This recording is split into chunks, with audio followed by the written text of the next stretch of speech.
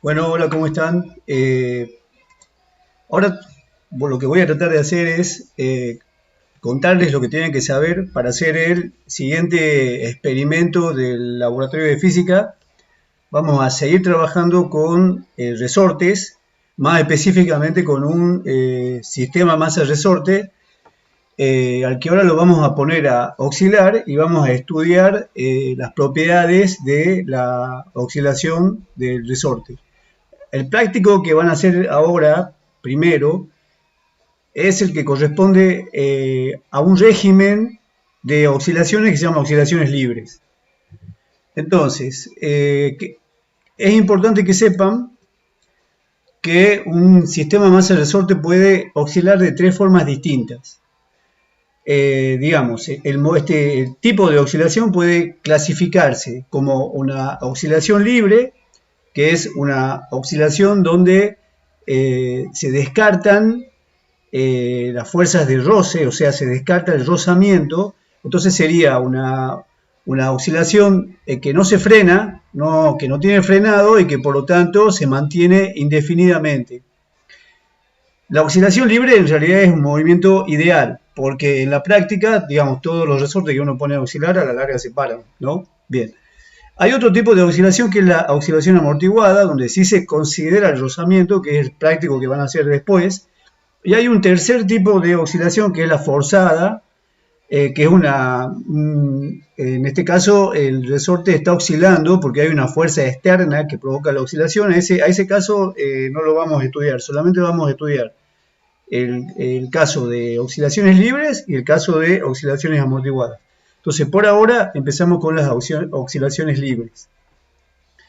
Entonces, en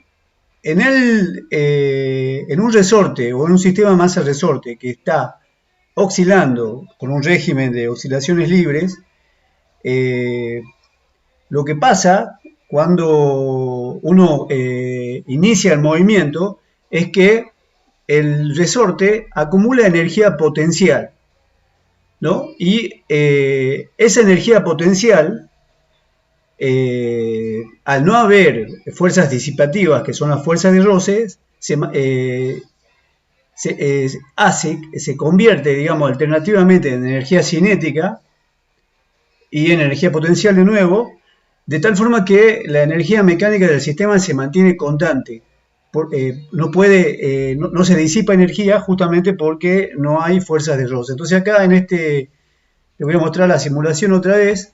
Acá tenemos un resortecito. Eh, voy a de este resorte voy a colgar una masa, voy a colgar primero esta masa, ¿no?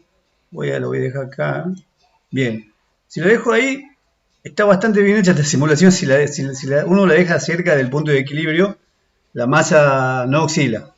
Entonces, en este caso, el resorte está inmóvil, no está oscilando, todas las fuerzas están equilibradas. En este caso, ustedes saben que el peso de la pesita que hemos colgado está perfectamente equilibrado por la fuerza del resorte, ¿no? Si acá yo puedo indicar las fuerzas, tendríamos el peso de la pesa que apunta para abajo, tira para abajo, y la fuerza restitutiva del resorte, en este caso, en la posición de equilibrio, las dos son iguales y el sistema no está oscilando, ¿no? Ahora lo voy a poner a oscilar y lo que voy a hacer es mostrarles lo que sería la fuerza neta, ¿no? Porque ustedes saben que a este sistema, el resorte, si yo lo aparto del equilibrio, o sea, lo estiro, lo que va a aparecer es una fuerza restitutiva que va a tratar de volver a la pesita a la posición de equilibrio. Entonces, si se fijan, si yo la tiro para abajo, ahí va apareciendo la flechita negra que va creciendo, que significa que el resorte me va tirando cada vez con más fuerza hacia arriba. Entonces, al estirarlo, lo que estoy haciendo es acumulando energía potencial en el resorte. Es energía potencial porque es energía que al ser liberada provoca el movimiento, ¿no? Entonces ahora lo que voy a hacer justamente es soltarlo. Si yo lo suelto, ustedes fíjense lo que pasa. Esta fuerza, que es la fuerza neta que está actuando sobre la pesita, que en realidad es siempre la diferencia entre el peso de la pesa y la fuerza restitutiva del resorte, cuando la masa está por debajo de la posición de equilibrio, apunta para arriba, trata de devolverla a la posición de equilibrio, y cuando la masa está por arriba de la posición de equilibrio, apunta para abajo, otra vez tratando de volver a la pesa a su posición de equilibrio. Entonces, en este sistema, que es un sistema ideal, porque no hay fuerzas de roce, no hay fuerzas disipativas, no hay forma alguna de perder energía, la energía se va a mantener constante, o sea, la energía de movimiento se va a mantener constante, y esta oscilación se mantendría para siempre, no se puede detener, ¿no? Entonces, esta situación en la que el roce no existe, es en realidad un tipo de movimiento que es un movimiento ideal, y es el que se llama oscilación libre o le vamos a llamar oscilación libre por ahora.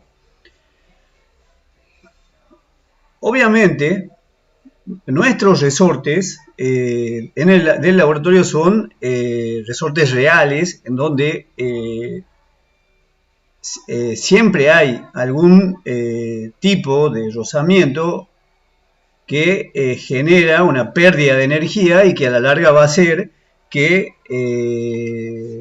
el sistema se detenga, ¿no? Pero nosotros, bajo algunas condiciones de medición, podemos aproximar el movimiento de nuestro resorte real a lo que sería este modelo ideal, este modelo de movimiento ideal. Bien, volvamos entonces al PowerPoint. Lo estaba contando que el sistema acumula energía potencial con el estiramiento inicial al apartarse a la masa de su posición de equilibrio. Entonces, como se descarta el roce, la energía de movimiento del sistema, o sea, la energía mecánica, se conserva. En una oscilación libre ideal, el roce es completamente nulo y el sistema no se detiene porque no hay ningún tipo de frenado, no hay ninguna posibilidad de perder energía, ¿no? Entonces, en nuestros sistemas reales del laboratorio que ustedes van a usar, este rozamiento no es cero, sino que tiene un valor. Pero nosotros podemos despreciarlo si lo hacemos, si hacemos las mediciones dentro de ciertas condiciones, sería. Entonces, lo que interesa es que mientras estemos haciendo las mediciones, el frenado del sistema no sea apreciable, o sea, no se note que se va deteniendo, ¿no? Entonces, si uno hace mediciones de tiempo, por ejemplo, en ese sistema que está oscilando, dentro de una ventanita de medición que sea corta, o sea, estemos midiendo, por ejemplo, a lo sumo el tiempo de 10 oscilaciones, vamos a tener un error de medición tal que vamos a poder descartar o despreciar las pérdidas de energía dentro de esa ventanita de tiempo tan cortita. Podemos suponer que el sistema tiene energía constante, ¿no? Entonces, con esa condición podemos modelar nuestro movimiento real con las ecuaciones que corresponden al movimiento ideal, o sea, la oscilación libre.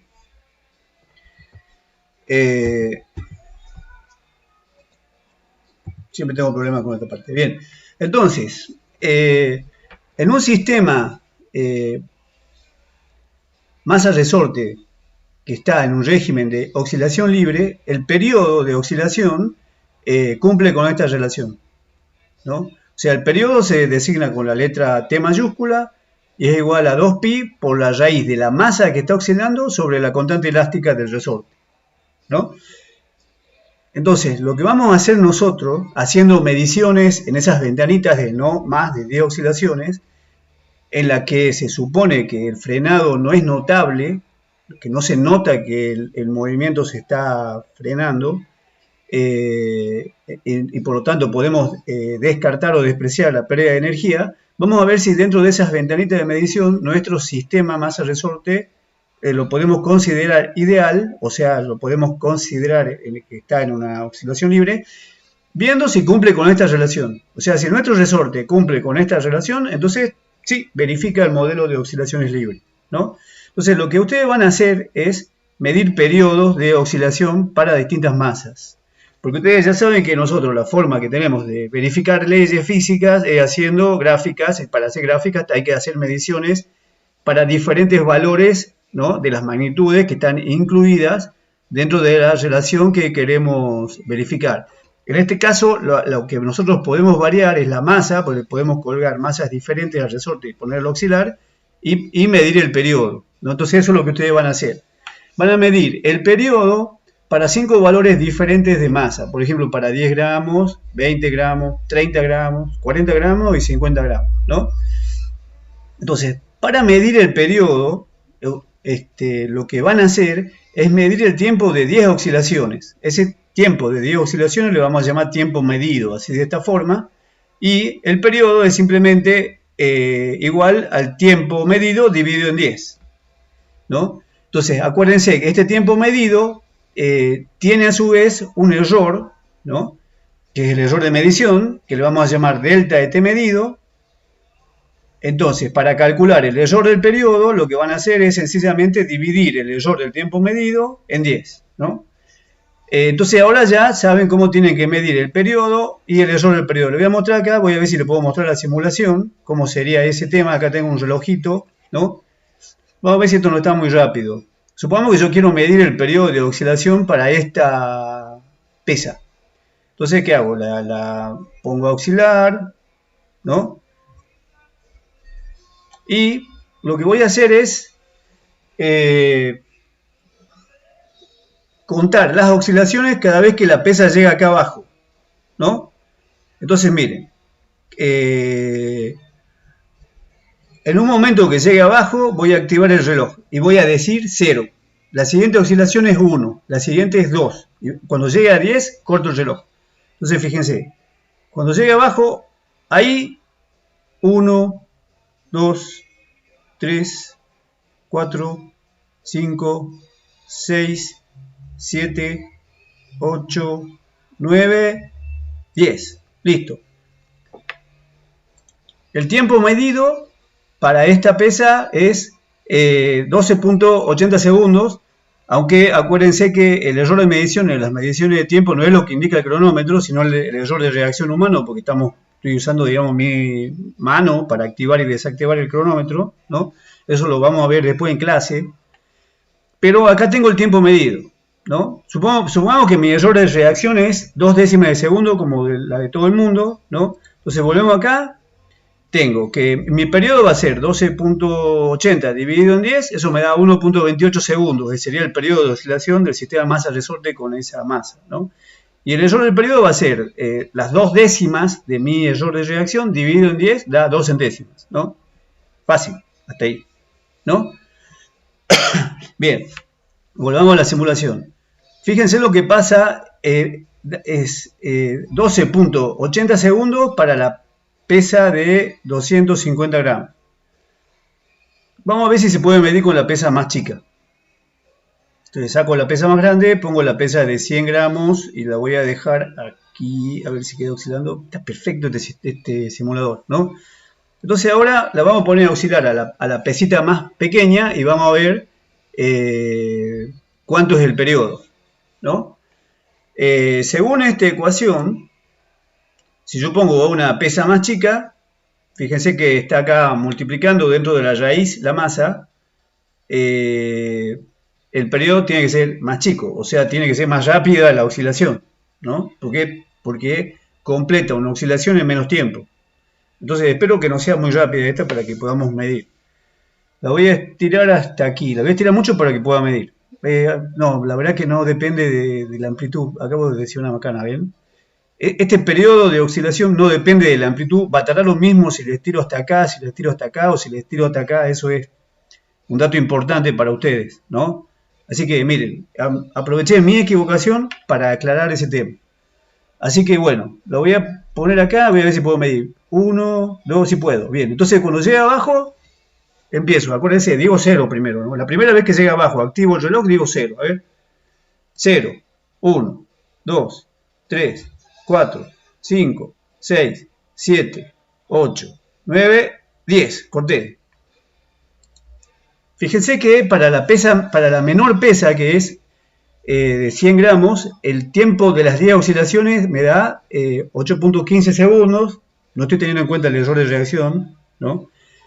Pero eso quiere decir que el periodo de oscilación para 100 gramos es de 8 décimas de segundo, o sea, 0,8 segundos, que es menor que los 1,2 segundos que correspondía para la pesa de 250 gramos. O sea, si se fijan, hay una relación entre la masa que cuelga del resorte y el periodo de oscilación, y esa relación es lo que ustedes tienen que verificar y tienen que ver si efectivamente, si medimos con estas ventanas de medición de no más de 10 oscilaciones, podemos decir que su resorte se comporta como su sistema de masa resorte se comporta de acuerdo con lo que sería una oscilación libre. Bien, entonces ya saben cómo medir los periodos. Entonces, ¿qué es lo que cómo vamos a seguir?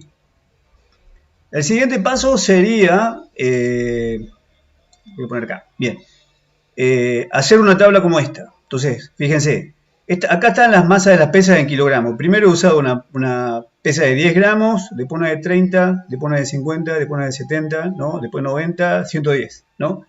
Acá están los tiempos medidos de 10 oscilaciones, ¿no? Me da 2 segundos, 2.8, 3.4. Estos son los periodos, es decir, sencillamente este tiempo dividido en 10, ¿no? Bien. Acá he anotado los errores del periodo, que son 2 centésimas de segundo, porque estoy calculando que mi error de reacción es de 2 décimas, y bueno, esto es 2 décimas dividido en 10, como le había indicado antes. Este es el error en el peso que tengo en la masa, perdón, supongo que lo he medido con la balanza que tiene una apreciación de 1 gramo. Entonces tengo la tabla con la masa, el tiempo medido, el periodo, el error del periodo y el error de la masa. Bueno, entonces ahora vamos a hacer una gráfica en donde en el eje de las ordenadas vamos a poner la variable dependiente, que es el periodo, y en el eje de las abscisas vamos a poner la variable independiente, que es la masa. Bien, entonces, ¿cómo va a salir esa gráfica? Siempre tengo problemas con esta parte. Bien, listo. La gráfica sale así. ¿Qué les parece? Ahí he tratado yo, estos serían los puntos medidos, ¿no? Yo he tratado de aproximarla con una recta, y la verdad es que la aproximación lineal es mala. Es mala. Fíjense que la recta toca un solo punto. Yo podría haber elegido una recta mejor que toque a estos puntos, pero en ese caso la recta no pasaría por el origen. Y en este caso, ustedes fíjense en esta ecuación, si la masa es 0, el periodo es 0. O sea que la recta tiene que pasar por el origen o cerca del origen. Entonces, yo por eso he trazado esta recta, respetando esa condición de que para una masa suspendida que es igual a 0, el periodo es 0. Eso es razonable, ¿no? Entonces, al hacer eso, consigo un malo ajuste entre mi conjunto de puntos y la recta. Y eso en realidad es bastante esperable. ¿Por qué? Porque nosotros tenemos una ecuación que nos dice que el periodo depende de la raíz de la masa, no depende linealmente de la masa. Entonces está bien que no podamos aproximarlo con una recta. Es más, estos puntos, si ustedes se fijan, están siguiendo la tendencia que corresponde justamente a una dependencia con la raíz de la masa. Esto parece una parábola acostada, ¿no? Entonces, en este caso el ajuste lineal falla, ya que el periodo T no depende linealmente de la masa, sino que es una función de la raíz de esta, ¿no? Entonces, en este caso, como nosotros, por ahora, vamos a tratar siempre de obtener rectas para ver si las leyes físicas se verifican o no, lo que vamos a tratar es de graficar de tal manera estas mediciones de periodo y de masa, de que en el gráfico obtengamos una recta. Efectivamente, si es que nuestro sistema cumple con esta relación que nosotros le hemos propuesto, si linealizamos las variables medidas, entonces sí deberíamos obtener una recta. Entonces, ¿cómo vamos a hacer la linealización? La linealización lo van a hacer varias veces ustedes en el laboratorio, así que esta parte tienen que atender bien. Aquí dice linealización de una ecuación. En este caso, esta es la ecuación de partida. Si ustedes se fijan, el periodo no depende linealmente de la masa, porque la masa está dentro de la raíz. Entonces, ¿qué vamos a hacer? En este primer ejemplo es sencillo. Vamos a elevar todo al cuadrado. O sea, los dos miembros de la ecuación lo elevamos al cuadrado. Queda periodo al cuadrado igual a 4 por pi al cuadrado. Y acá se va a la raíz. Queda m sobre la masa sobre la constante elástica.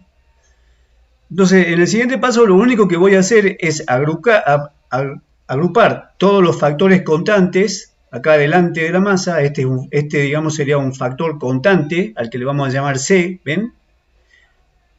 Y al periodo cuadrado le vamos a llamar I, que I le llamamos siempre a las ordenadas de una función, a la variable dependiente, de tal manera que me queda una relación como esta. I, que es el periodo al cuadrado, es igual a una constante por la masa. Entonces, esta sí es una relación lineal, ¿no?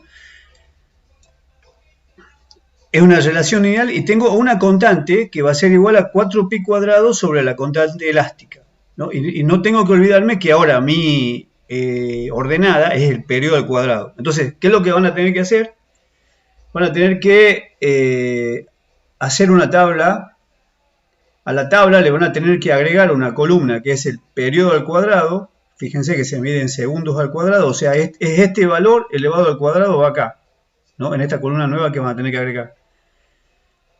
Y lo que van a tener que graficar es el periodo al cuadrado en función de la masa, ¿no? Si ustedes grafican el periodo al cuadrado en función de la masa, se estaría cumpliendo esta relación, si es que se porta bien su resorte, y en tal caso tendríamos, los puntos deberían quedar alineados, ¿no? Y en tal caso nuestro sistema se estaría moviendo de acuerdo con lo que sería un régimen de oscilaciones libres. Entonces, lo que van a tener que hacer, esta es la tabla que ustedes van a tener que hacer, no la que he mostrado antes porque le faltan dos columnas.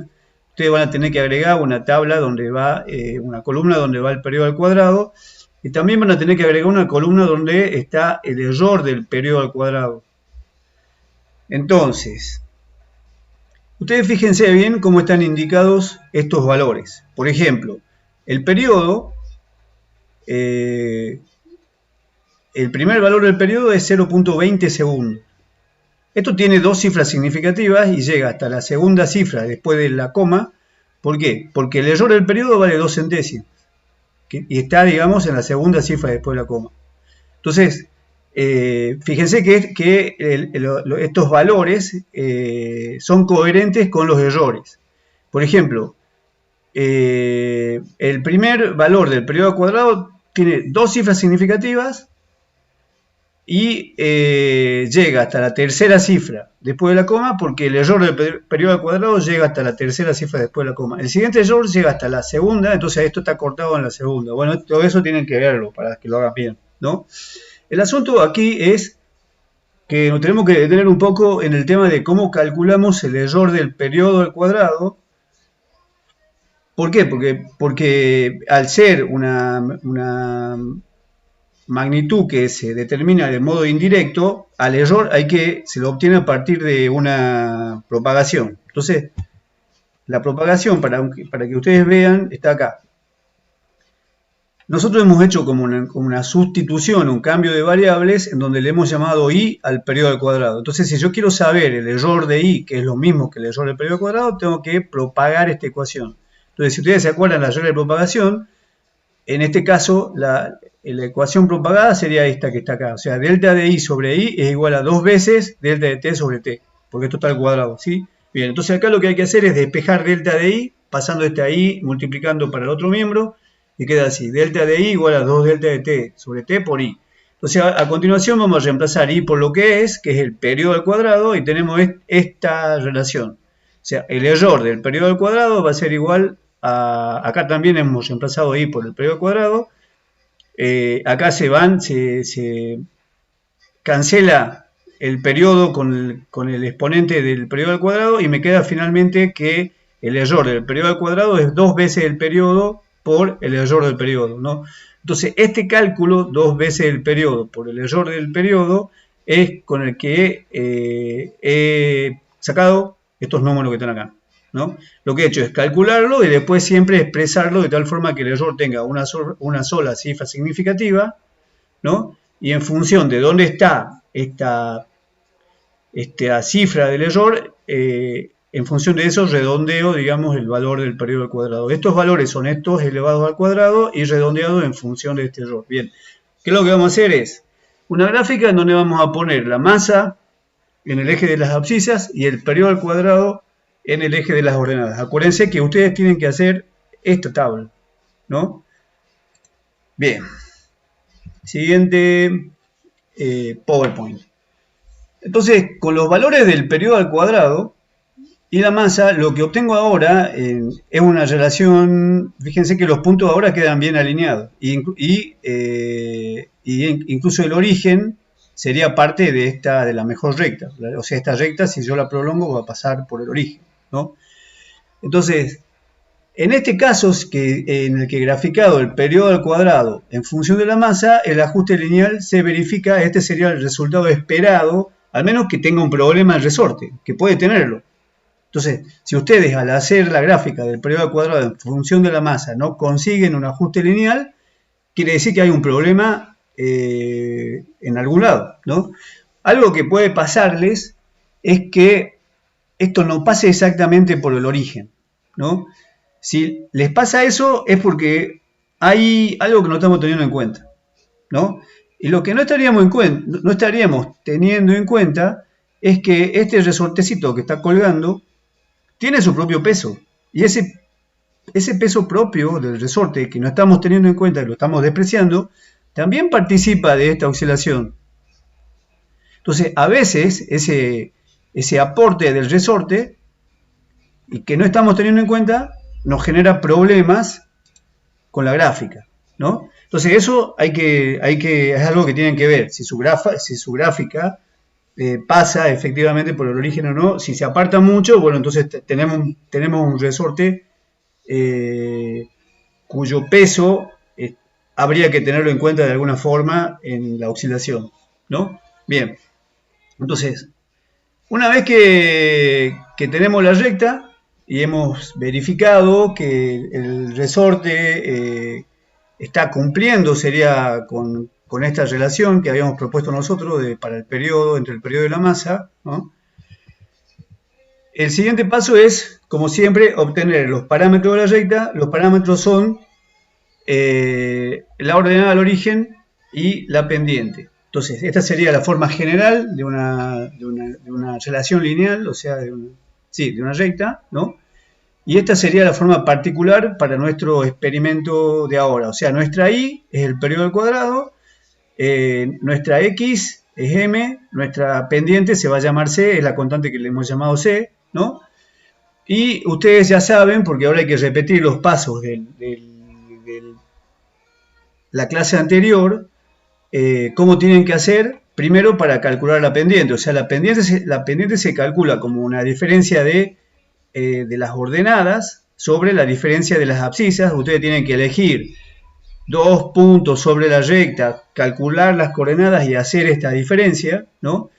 Y el siguiente paso va a ser, como la vez anterior también, encontrar el error de esa pendiente. Para eso hay que propagar esta ecuación, que es un poco más complicada que la de la ley de Hooke, ¿no? La propagación queda de esta forma. Les sugiero que este tipo de ejercicios de propagación lo estudien bien, estudien por qué se llega a este resultado, ¿no? Eso lo podrían ver con los ayudantes, ¿no? Y de acá lo que van a hacer para encontrar el error de la pendiente, o sea, la constante c, es despejar de acá delta de c, como ustedes ya saben hacer. Entonces, una vez que tengan c más menos delta de c, hay que encontrar la constante del resorte, que es k. Entonces, acá la van a despejar de esta ecuación. Eso no se lo dejo para que ustedes lo hagan, ¿no? Ustedes despejan k de esta ecuación, como ya saben c, calculan k, Y además tienen que propagar esta ecuación también para encontrar el error de K. Por otra parte, a partir del gráfico, ustedes van a, gráficamente van a calcular la ordenada al origen y el error de la ordenada al origen. Eso lo vamos a ver en clase, cuándo se considera que la recta está pasando por el origen. Eso lo vamos a ver mejor en clase. Entonces, una vez que tienen la constante del resorte, la constante elástica del resorte calculada con su error, ahí la práctica podría terminar ahí si es que además ya tienen la ordenada del origen y no tienen problemas con la ordenada del origen, no hay que hacer ninguna corrección, ¿no?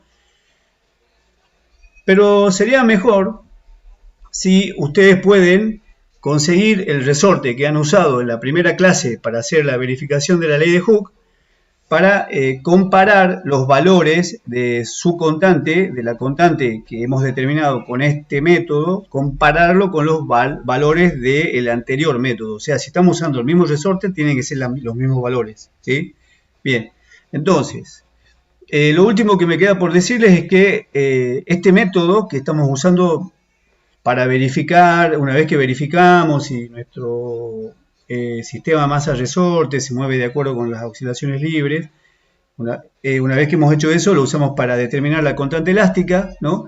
Este método se llama método dinámico. El método anterior, el que determinamos la constante elástica con la ley de Hooke, se llama método estático. Entonces, hasta ahora ustedes estarían conociendo dos métodos para determinar la constante de resorte, siempre que cumplan con estos modelos que nosotros le estamos proponiendo. Entonces, bien, hasta ahí llega la clase. Espero que sea divertida. Así que, chao. Vamos a ver qué hago ahora.